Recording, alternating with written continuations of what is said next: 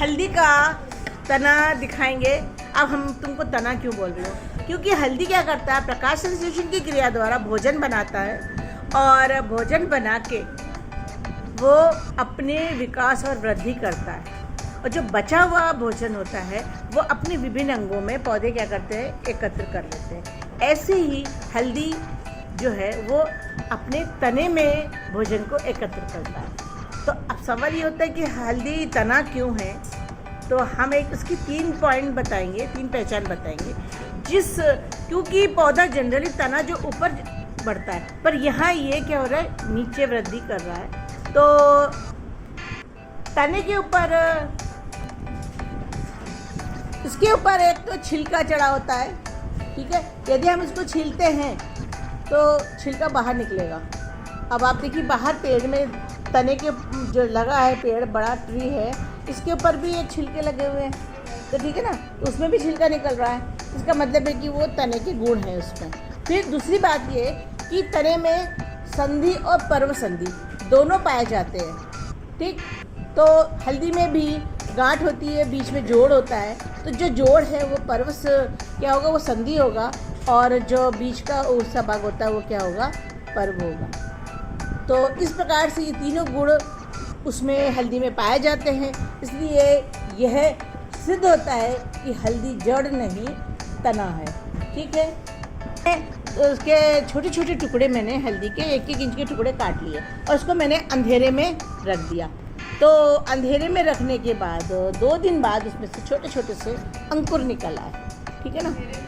अंधेरे में रखा उसको तो अंकुर निकल आए। फिर मैंने उसे 1 इंच के टुकड़े को एक डिस्पोजल ग्लास था, उसके अंदर मैंने रेत भर के और वो टुकड़े लगा दिए और लगा के उसको छोड़ दिया।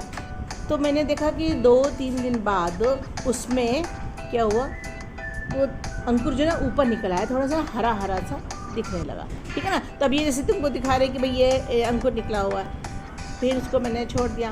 फिर 2 दिन बाद फिर मैंने इसका अवलोकन किया, इसकी स्टडी किया, तो वो कम से कम 2 इंच का पौधा ऊपर बन गया। इस प्रकार से मैं समय समय पर उसका पौधे को अवलोकन करती थी और उसका वीडियो बनाती थी कि 2 दिन बाद कितना हुआ। फिर देखो ये 4 दिन बाद इतना बड़ा हो रहा है। फिर 6 दिन बाद पौधे को दिया तो उसमें कम से कम 4 इंच का ये पौधा, देखो ये 4 इंच का पौधा बढ़ गया है।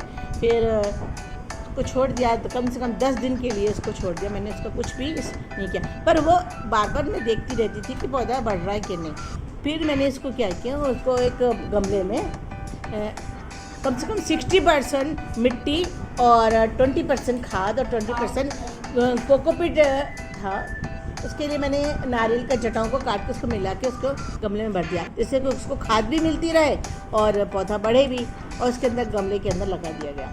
तो अब ये तुम देखोगे कि ये गमले में लगाने के बाद 10 दिन बाद मैंने जब उस पौधे को बढ़ा तो कम से कम ये 1 फीट का ऊंचा पौधा ये तैयार हो गया। तो इस प्रकार से मैंने इस प्रयोग के द्वारा ये अध्ययन किया, ये अवलोकन किया कि एक पौधा एक अंकुर से निकलने तक बड़ा पौधा, 1 फीट तक का बड़ा पौधा कितने दिन में बढ़ता है।